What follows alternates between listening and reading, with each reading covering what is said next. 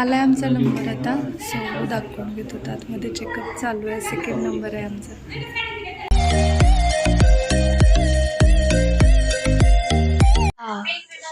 श्री स्कूलला चाललाय. चला.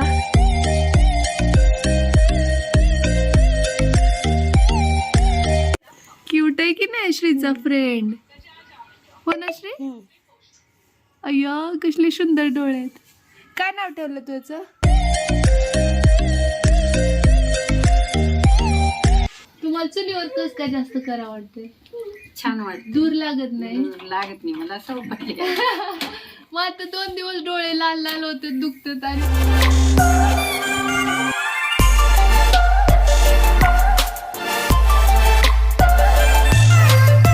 हाय हॅलो नमस्कार. आपल्या चॅनलवरच्या आणखी एका नवीन ब्लॉगमध्ये मी वर्षा तुमचं अगदी मनापासून स्वागत करते. तर खूप सारे जण विचारतात की कोंदीच्या पोळ्या नेमकं काय असतात किंवा काय, तर तेच करतोय आम्ही. कारण सुमित जाणार आहे ट्रिपला आणि हे टिकतात आहे की नाही.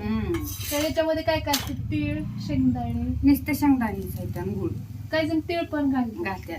आणि हे असं करून म्हणजे आपण पुरण जसं बनवतात ना आपण तसं पुरण पण, म्हणजे पुरण वेगळ्या पद्धतीने बनवलं जातं. हे भाजून घेतलं जातं, त्यानंतर मिक्स करतात हे नाही.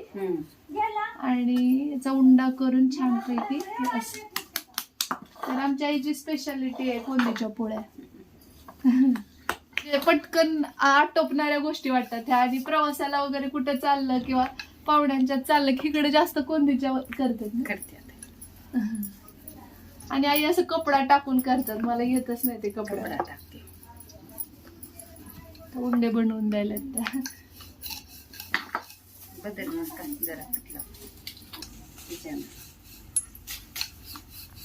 म्हणजे मिक्सर मध्ये वाटलेलं असलं की बारीक होते. आणि हे ते उकळातलं, पण ह्याची चव वेगळीच लागते उकळातल्याची. आई लाडू पण ह्याच्यातच बनवतात, उकळातच. सब कुछ उकळ पटमन वाटते ते सवयीमुळे. काय केले की बाई तिकडच्याच रूम मध्ये. बस छोट्या छोट्या छोट्या छोट्याच लागतात आता प्रवासात.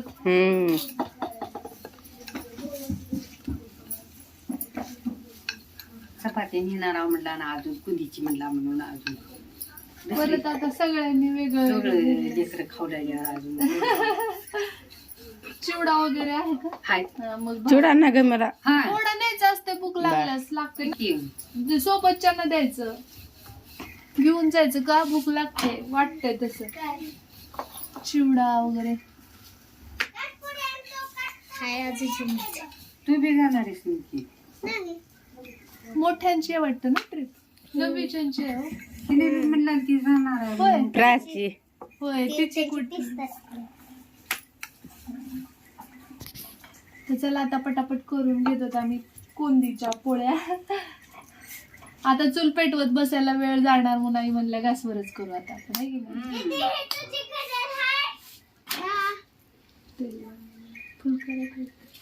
तुम्हाला चुलीवर कस काय जास्त करा वाटते? छान वाटत. दूर लागत नाही? लागत नाही मला सवय.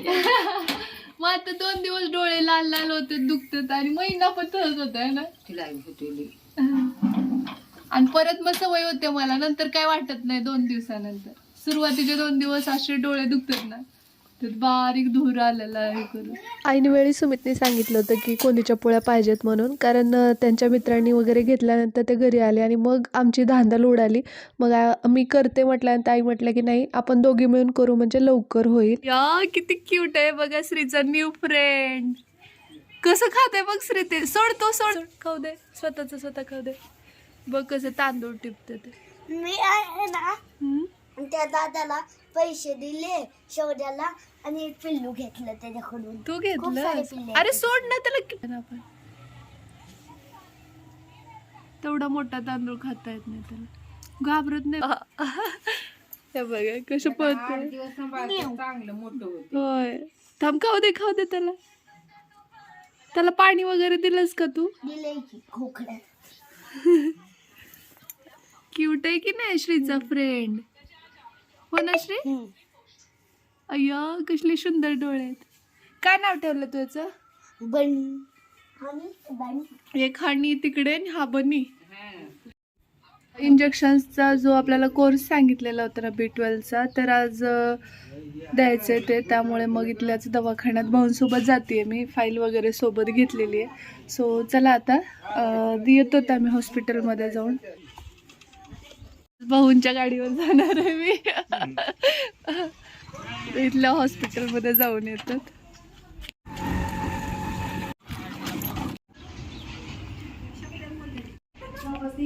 थंडीने डोळे सुचलेत आणि भाऊ इथं चिठ्ठी काढतायत. दवाखान्यात आलं, वेगळं वाटतं मला आज. तर आलाय आमचा नंबर आता. सो दाखवून घेत होता आतमध्ये चेकअप चालू आहे. 2nd नंबर आहे आमचा. तर घेतलंय टुच्चू इंजेक्शन आणि आता निघालोय आम्ही. भाऊ काढतायत गाडी आणि खरंच खूप वेगळं वाटतं जेव्हा आपण गव्हर्मेंट हॉस्पिटलमध्ये येतो. फॅसिलिटीज पण छान असतात बऱ्यापैकी आणि आमच्या गावात आहे दवाखाना, त्यामुळे आणखी जास्त छान वाटते. कारण कसं ॲम्ब्युलन्स आता सगळ्या सुविधा, इमर्जन्सीला आसपासच्या गावची लोक पण लांब जाण्यालाच येतात बऱ्यापैकी. सो चला आता निघतोत आम्ही घरी. श्री आईंजवळ थांबलाय आणि आईंना काय काय त्रास देणार आहे काय माहीत आता. कारण भाऊ त्याच्यासारखे लाड पुरवत असतात, आता आम्हीच करत असेल तर. भाऊ शेताला चाललं त्यांच्या बरोबर पळायचं असतं त्याला. तर चला आता घरी जातो आम्ही. है ना भाऊ? कसं करतोय श्री? शेताला पण निघाले भाऊ की लगेचच मला पण हेच. हा. तर श्री स्कूलला जाण्यासाठी आता तयार होतोय. आंघोळ वगैरे झाली आहे त्याची. आणि ही जी बॅग आहे तर ती भाऊंनी त्याच्यासाठी आणली आहे, कारण शाळेत जाण्यासाठी त्याला इथं लागते त्यामुळे. आणि ही पाणी पिण्यासाठी बॉटल पण आणली. श्री स्कूलला चाललाय. चला भाऊच्या पण पडा पटकन आणि पळा आता. बाय.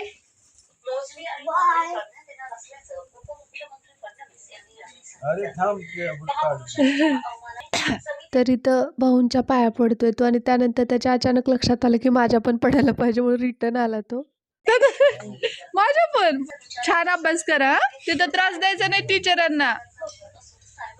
तर श्री पण स्कूलला गेलाय. आता मी बॅक टू रुटीन. माझं जे काही घरातलं राहिलेलं काम आहे, जसं की भांडे वगैरे घासणं, तर हे सगळं आता करून घेते. तो 2 वाजता येतो साधारण घरी. मग त्यानंतर परत त्याचा अभ्यास वगैरे बऱ्याचशा गोष्टी असतात. तर आता पटकन भांडे घासून घेते.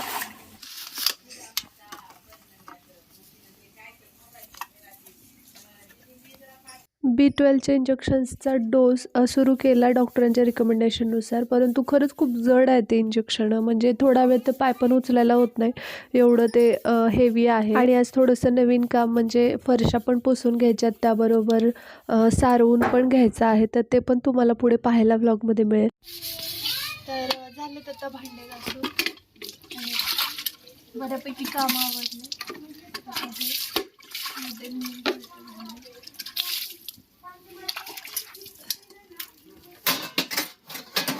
होल्डच करता येत.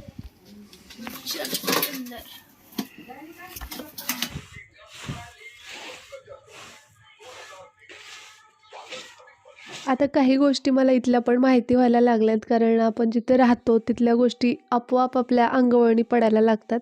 तर त्यानुसार अगोदर झाडून काढून घ्यायचं असतं जेव्हा आपण सारवायला घेतो. तर जसं की फरशी पुसण्या अगोदर आपण कसं सगळं घर झाडून घेतो, तर इथं दिसत असेल तुम्हाला कशा पद्धतीची अवस्था झाली आहे. तर आता हे स्वच्छ सगळं झाडून घेतलं आहे आणि आता मस्त सारवून घेणार आहे. आई एवढं घ्यायचं का? पाणी ओतून पातळ करायचं.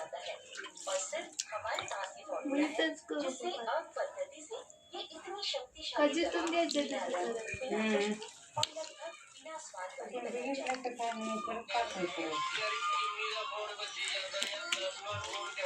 भांडे घासून झाल्यानंतर परत आम्ही जेवण वगैरे केलं आणि त्यानंतर व्हिडिओ मी थोडाफार एडिट केला, एक्सपोर्ट करून तो अपलोड पण केला आणि त्यानंतर परत मी सारवायला घेतलं. तर बघत बघत श्री स्कूलहून येण्याचा टाईम पण झालेला.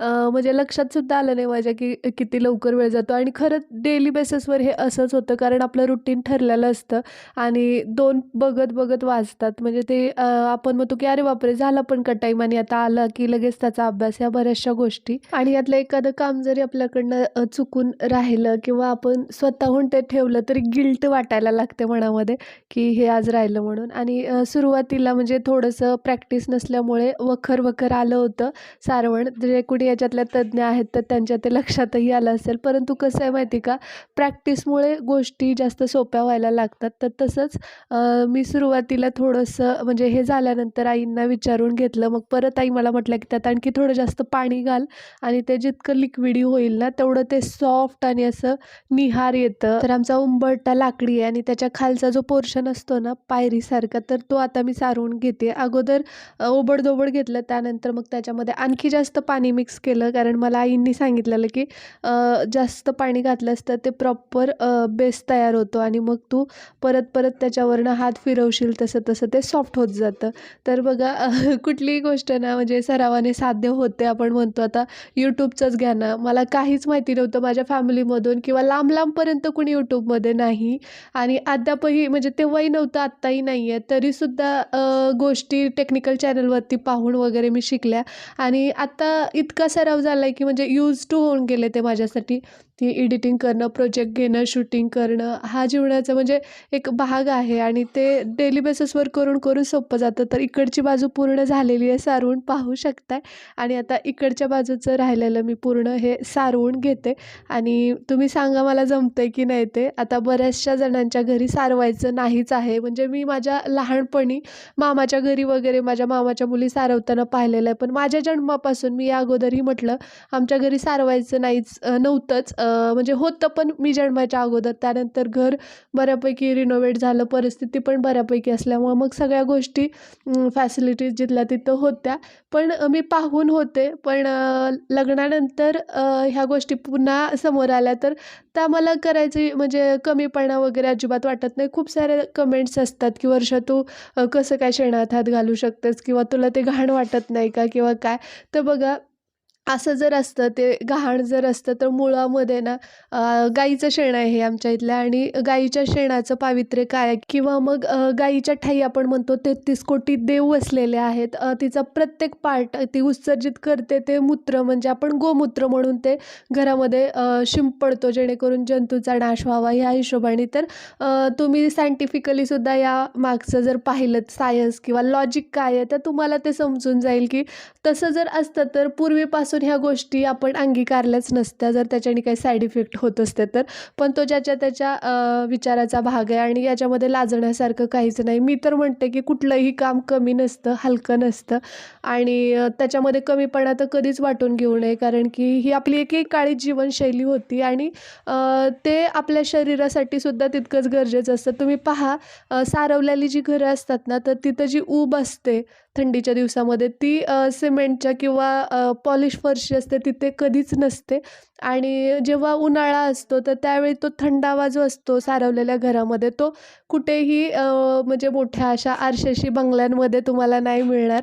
मग तुम्हाला तिथे AC बसवावा लागेल अशा पद्धतीने. तर इथं ACची गरज अजिबातच भासत नाही. आणि आमची अक्का नेहमी म्हणायची की गरिबी आली म्हणून लाजू नये आणि श्रीमंती आली म्हणजे माजू नये.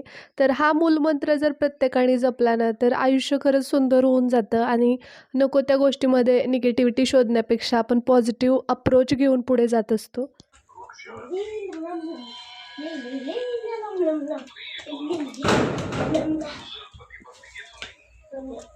श्री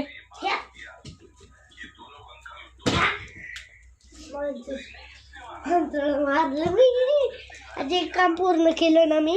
मांजराला मारायला मदत केली ना, मांजराला पळवायला दूध पहिलं इथे आलं होतं. मांजर हातकडे खरं आलं होतं इथेच.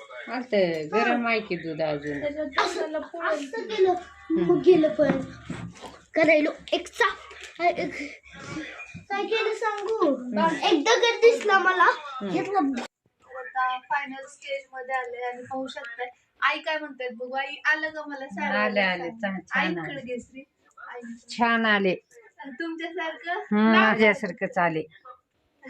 छान आले. फायनली पूर्ण सारवून झालंय, पाहू शकता मी बॅक कॅमेऱ्यात दाखवते. दिस इज द फायनल लुक.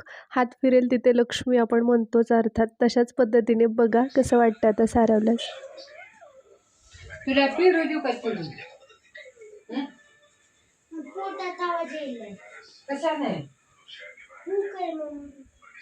भूक लागली आहे.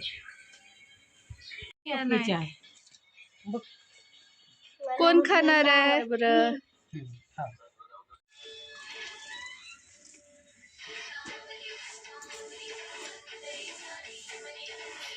तर आता आतमधल्या फरशा ज्या आहेत त्या पुसत आली आहे मी वरांड्यापर्यंत, तुम्हाला दिसत असेल. आणि बाज थोडीशी सरकवून घेते कारण इथले काळे कोपरे जे आहेत तर तिथं थोडीशी धूळ साठलेली, तर ते पण क्लीन करून घ्यावं म्हटलं. आणि आई टी व्ही पाहत पाहत माझ्याशी गप्पा मारतायत आणि इकडे मी फरशी पुसत पुसत त्यांच्याशी गप्पा मारते. आणि गोष्टी बोलत बोलत खरंच खूप लवकर होऊन जातात. आणि मी कोल्हापूरमध्ये असल्यानं ह्या गोष्टी खरंच मिस करते. म्हणजे काम तर असतंच तिथंही, पण बोलायला कोणी नसतं, तर त्यावेळी थोडंसं वाटतं की नाही गावाकडचं वातावरण खूपच वेगळं आहे. सुमित आणि राजा चाललेले आहेत ट्रिपला. कुठे? अजंठा एल्लोरा, औरंगाबादचे आपले खूप सारे व्ह्यूअर्स आहेत. श्री तू नाही, त्यांची स्कूलची ट्रिप आहे. तुझं काय मध्ये? तू मोठा झालास. हॅपी जर्नी, व्यवस्थित जावा. Happy journey. गोतावळा. शाळेतून आल्यानंतर स्त्रीने पपई खाल्ली, मग कपडे वगैरे चेंज केले, हातपाय तोंड धुतले. आणि त्यानंतर आजीने त्याच्यासाठी खास वाटाण्याच्या शेंगा भाजलेल्या. आणि इथं तुम्हाला दिसत असेल तर फरशी पूर्णपणे आता सुकली आहे. थोडा वेळ गप्पा मारल्या. आई भाऊ झोपलेत, पाहू शकताय. आई जागे आहेत, बोलतायत माझ्याशी. आणि श्री भाऊंजवळ तिथं झोपलाय बघा उंदीर. जरा वेळाने भाऊ परत इथं आणून बाजेवर टाकतात त्याला. तर आजचा ब्लॉग जो आहे त्याचा एंड करायचा राहून गेला, हे मला आत्ता आईंशी बोलताना लक्षात आलं. मी म्हणलं पण त्यांना की आई शेवटच केला नाही ब्लॉगचा. तर चला, या नोटवरच आजचा हा ब्लॉग मी इथंच थांबवते. कसा वाटलाय तुम्हाला आजचा ब्लॉग ते मला कमेंट बॉक्समध्ये नक्की सांगा. जर आवडला असेल तर लाईक करा. चॅनलवर नवीन असाल तर सबस्क्राईब करायला अजिबात विसरू नका. आणि सबस्क्राईब केल्यानंतर एक बेल आयकॉनचं बटन असतं घंटीसारखं, तर ते सुद्धा दाबा, जेणेकरून मी जेव्हा केव्हा व्हिडिओ अपलोड करेन त्यावेळी तुम्हाला त्या व्हिडिओचं नोटिफिकेशन मिळेल. तर चला, या नोटवरच आजचा हा व्लॉग मी इथंच थांबवते. भेटते तुम्हाला लवकरच उद्याच्याच नवीन व्लॉग सोबत. तोपर्यंत जय हिंद, जय महाराष्ट्र, जय जिजाऊ, जय शिवराय.